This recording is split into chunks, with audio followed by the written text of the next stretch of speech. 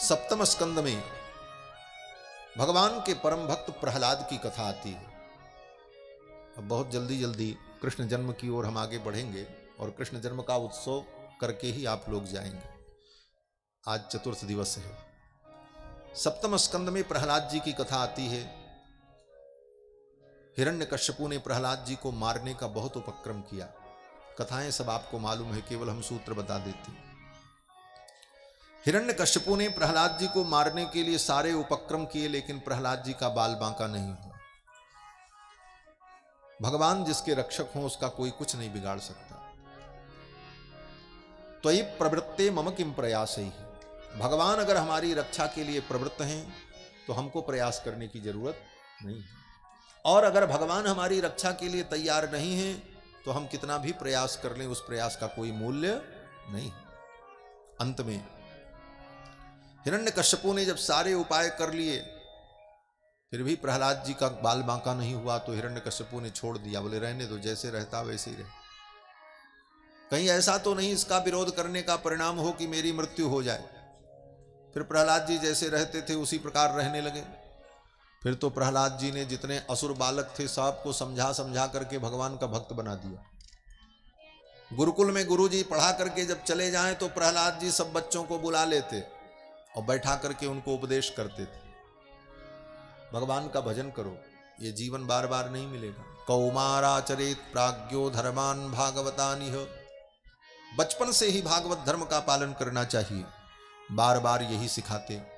अब सभी बच्चे उनकी बात मान करके भगवान का भजन करने लगे। गुरुकुल में खूब कीर्तन होने लगा। और प्रहलाद जी को तो जन्म से ही सब ज्ञान था महाराज, क्योंकि जब ये मां के गर्भ में थे तो इनके पिताजी हिरण्यकश्यपु तपस्या करने गए थे। इनकी मां को इंद्र ले जा रहे थे मारने के लिए। रास्ते में नारद जी मिल गए। नारद जी ने छुड़ा लिया। नारद जी ने कहा छोड़ दो, इसके गर्भ में जो बालक है वो भगवान का परम भक्त है। फिर नारद जी लेकर के कयाधु को अपने आश्रम में चले गए। नारद जी ने कहा जब तक तुम्हारे पति तपस्या करके आवे तब तक तुम यहां मेरे आश्रम में रहो, सुरक्षित रहोगी। देवता तुम्हारा कोई बाल बांका नहीं करे। 10,000 वर्ष तक हिरण्यकश्यपु ने तप किया था। सतेपे मंदर द्रोण्याम तप परम दारुणम ऊर्ध्वबाहु नभो दृष्टि पादांगुष्ठाश्रितावनि। मंदराचल पर्वत की तलहटी में जाकर के 10,000 वर्ष तक हिरण्यकश्यपु ने तप किया था ब्रह्मा जी की आराधना की। और तब तक उनकी पत्नी कयाधु नारद जी के आश्रम में थी। और 10,000 वर्ष तक प्रहलाद जी अपने मां के गर्भ में रहे। बालक तो 10 महीने में ही पैदा हो जाता है, 10,000 वर्ष तक रहे। क्यों?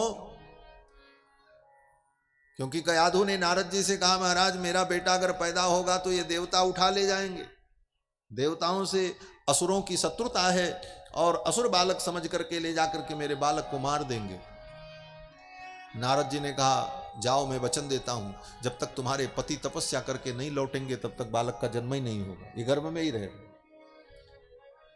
10,000 वर्ष तक हिरण्यकश्यपु ने तप किया और तब तक उनकी पत्नी कयाधु नारद जी के आश्रम में रही और प्रहलाद जी गर्भ में थे। नारद जी के आश्रम में कयाधु रहती थी। नारद जी के यहाँ प्रवचन होता था, कथा होती थी, ज्ञान विज्ञान की बातें होती थी। गर्भ में बैठे बैठे प्रहलाद जी ने सब कुछ सुनकर के सीख लिया। ये बहुत बड़ा विज्ञान है। पुत्र को अगर धर्मात्मा बनाना है तो माता पिता स्वयं धर्म का आचरण करेंगे तो पुत्र परम धर्मात्मा हो। भले हिरण्यकश्यपु राक्षस था, लेकिन जब तक प्रहलाद जी गर्भ में थे तब तक उसने तपस्या की 10,000 वर्ष। और मां, बोले मां नारद जी के आश्रम में रह करके भजन करती थी, सेवा करती थी संतों की। गर्भ में ही प्रहलाद जी महाराज को सब ज्ञान विज्ञान प्राप्त हो गया। माता पिता के आचरण का परिणाम गर्भस्थ शिशु के ऊपर पड़ता है। और महाभारत में भी कथा है, अभिमन्यु अपनी मां के गर्भ में थे। अर्जुन अपनी पत्नी सुभद्रा को चक्रव्यूह भेदन की विधि बता रहे थे, समझा रहे थे चक्रव्यूह कैसे तोड़ा जाता है। गर्भ में रह करके ही अभिमन्यु ने सब सीख लिया था। ये कथा है। तो माता पिता के आचरण का बहुत बड़ा प्रभाव पुत्र के ऊपर पड़ता है। अगर आपको अपने पुत्र को धर्मात्मा बनाना है तो शुरू से ही सावधान होना चाहिए। बाद में लोग कहते हैं महाराज हमारा बेटा पूजा नहीं करता, पाठ नहीं करता। बोले जब आया था तब तुम कितनी पूजा करते थे पहले ये बताओ।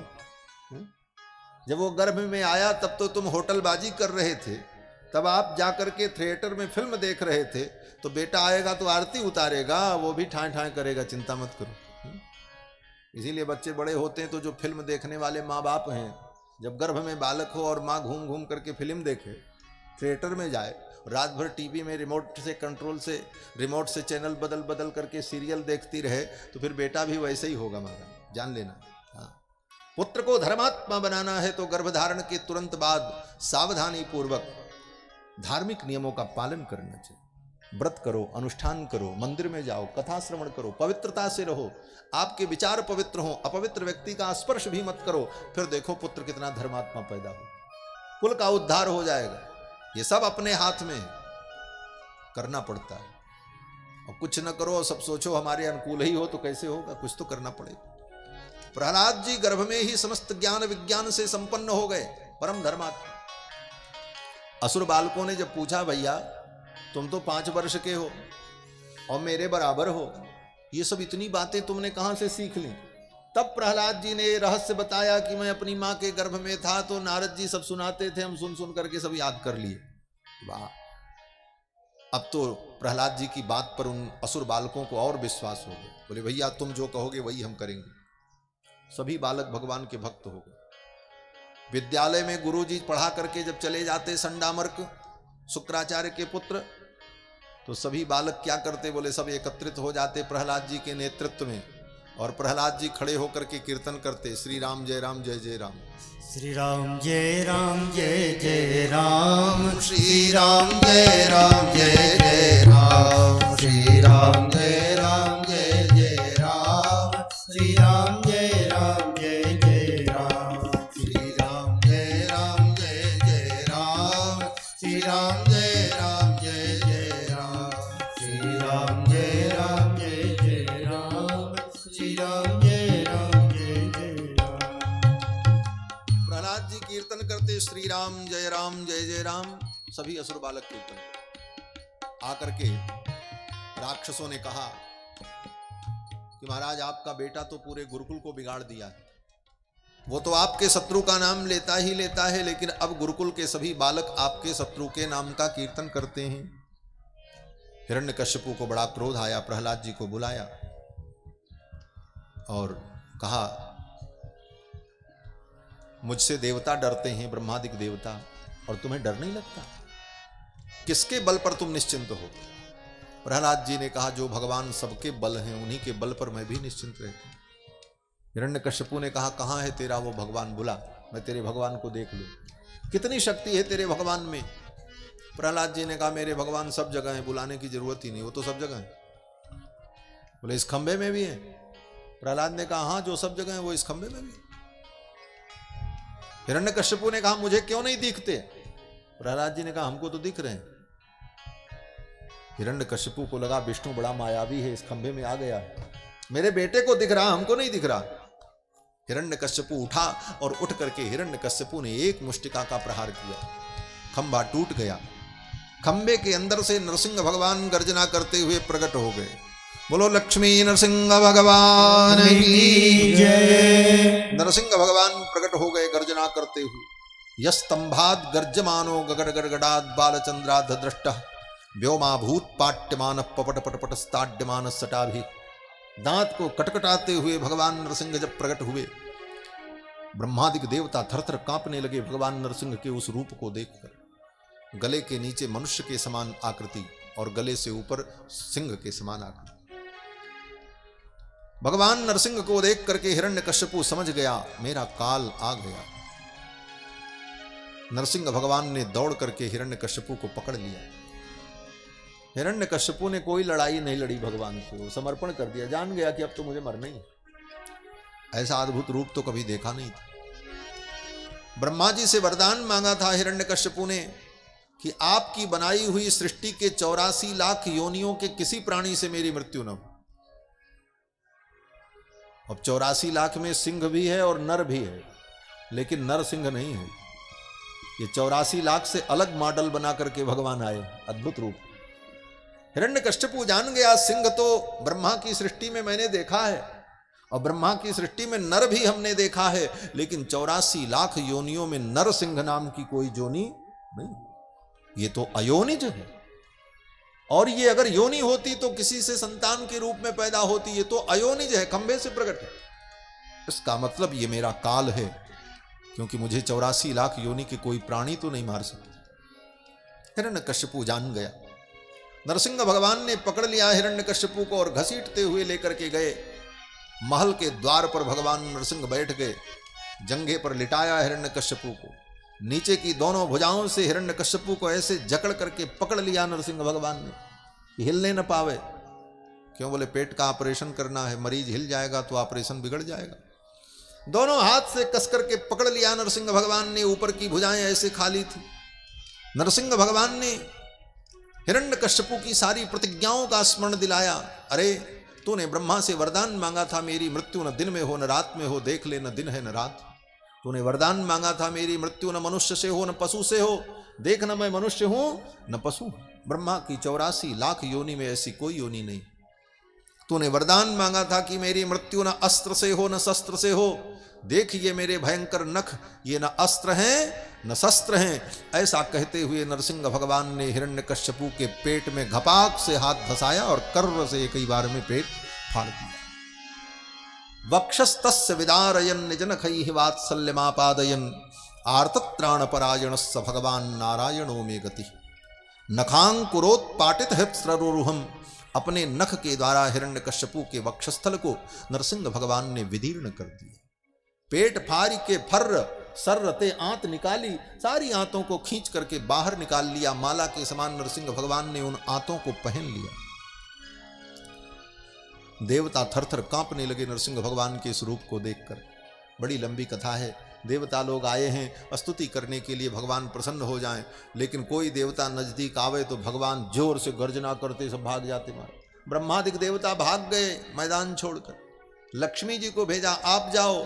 लक्ष्मी जी आई चटकते मटकते सज धज करके कि मेरे रूप को देख करके भगवान प्रसन्न हो जाएंगे, इनका क्रोध शांत हो जाएगा।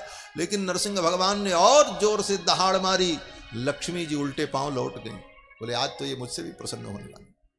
तब ब्रह्मा जी ने प्रहलाद जी से कहा, प्रहलाद तुम जाओ, तुम्हारे लिए ही भगवान का अवतार हुआ है। 5 वर्ष के बालक प्रहलाद ने आकर के भगवान को जब साष्टांग प्रणाम किया तो स्वपाद मूले पतितम तमर्भकम विलोक्य देव कृपया परिप्लुतः, अपने पादारविंद में साष्टांग प्रणिपात करते हुए प्रहलाद को देख करके भगवान का क्रोध उसी क्षण शांत हो गया और करुणा के समुद्र में भगवान डूबने लगे और उठा करके प्रहलाद को अपनी गोद में बैठा लिया। अपनी जीभ से प्रहलाद के गाल को चाटने लगे जैसे शेर अपने बच्चे को चाटता है। फिर तो भक्त भगवान का बड़ा सुंदर संवाद हुआ। भगवान ने कहा, प्रहलाद इस दुष्ट ने तुम्हें इतनी यातनाएं दी, तुम्हारी पुकार पर, तुम्हारे बुलाने पर मैं दौड़ा आया, लेकिन आने में मुझे विलंब हुआ हो तो बेटा मुझे क्षमा कर देना। मंजुल मुखारविंद चूमि चूमि कहें प्रभु क्षमा करो, पुत्र मुहे देर भई आने में। भक्त भगवान का बड़ा सुंदर संवाद हुआ है। भगवान ने कहा कुछ मांग लो। प्रहलाद जी ने कहा जो आपसे कुछ मांगता है वो आपका भक्त नहीं होता। कल हमने बताया ही था कथा। ये सब बातें हैं। अंत में प्रहलाद जी को असुरों का राजा बनाया। असुरों का राज्य प्रहलाद जी को भगवान ने दिया और नरसिंह भगवान ने कहा इस गद्दी पर बैठो, अब पिता की गद्दी पर तुम बैठो, राज्य करो। प्रहलाद जी ने कहा ना ना, इस गद्दी पे हम नहीं बैठे, इस पे मेरे दादाजी बैठे हिरण्यकश्यपु, उनकी बुद्धि खराब हो गई। मेरे पिताजी बैठे, उनकी बुद्धि खराब हो गई, मैं बैठूंगा तो मेरी भी बुद्धि खराब हो जाएगी। तो नरसिंह भगवान ने कहा अच्छा। भगवान नरसिंह स्वयं जाकर के उस गद्दी पर बैठ गए और बैठ करके उस गद्दी को शुद्ध और पवित्र कर दिया। भगवान के विराजमान होते ही वो गद्दी पवित्र हो गई, राजगद्दी। उसके पहले तो उसका नाम राजगद्दी था, लेकिन उस पर नरसिंह भगवान बैठ गए, इसीलिए उसका नाम सिंहासन हो गया। उसी दिन से राजगद्दी को सिंहासन कहा जाने लगा। नरसिंह भगवान ने कहा अब तुम इस पे बैठो, कोई दिक्कत नहीं होगी। तब भगवान का प्रसाद मान करके, भगवान की कृपा मान करके, भगवान की आज्ञा को मान करके प्रहलाद जी उस गद्दी पर बैठे और अपने पिता के राज्य को उन्होंने स्वीकार कर लिया और असुरों के राजा बन गए। आज भी प्रहलाद जी असुरों के राजा हैं, सुतल लोक में रहते हैं अपने परिवार के सहित आनंद पूर्वक। महाराज तो भगवान के भक्त प्रहलाद का चरित्र सुनाया।